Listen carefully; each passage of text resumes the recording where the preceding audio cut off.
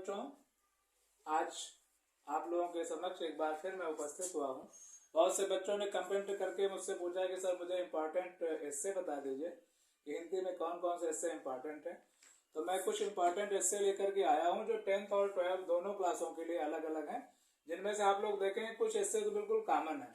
जैसे 10th के जो चैप्टर्स हैं देख लें। वृक्षारोपण का महत्व, इसका शीर्षक ये भी हो सकता है पर्यावरण संरक्षण।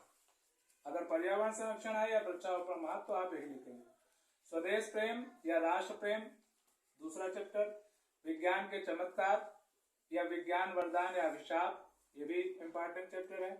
मेरा प्रिय कवि, यहाँ पर आप अपने प्रिय कवि सूरदास या तुलसीदास के बारे में एक से लिख सकते हैं।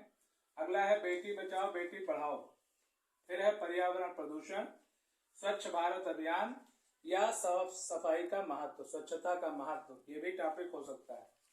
उसके बाद है परोपकार, इसका टॉपिक एक तुलसीदास की चौपाई भी आ सकती है, परहित सरिस धर्म नहीं भाई, वो भी आ सकता है।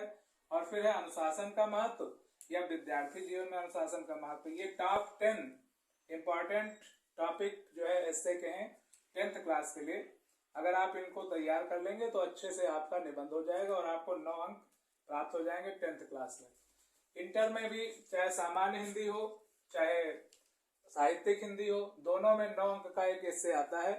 और उसके भी कुछ इंपॉर्टेंट टॉपिक देखें। विज्ञान वरदान या अभिशाप या विज्ञान के चमत्कार के नाम से भी आ सकता है।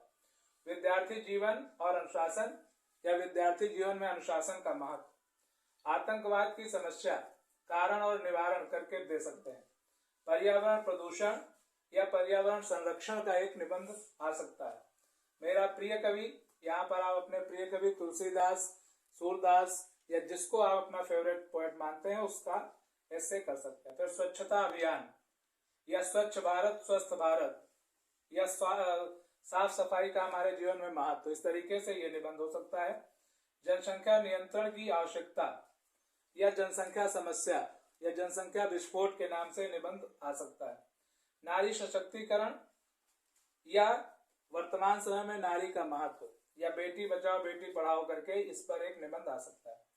और एक मैंने एक टॉपिक दिया है सोशल मीडिया, जैसे कि सोशल मीडिया आजकल बहुत प्रचलित है, तो सोशल मीडिया वरदान है या अभिशाप है, इस पर भी एक निबंध लिख सकते हैं।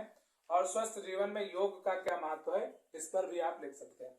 कोई भी निबंध आप लोग लिखेंगे तो ये ध्यान रखना है कि आपकी पहली हेडिंग होगी प्रस्तावना और बीच में कम से कम 4 से 5 हेडिंग्स आप लोग डालेंगे और उसके बाद में लास्ट हेडिंग आपकी होगी उपसंहार।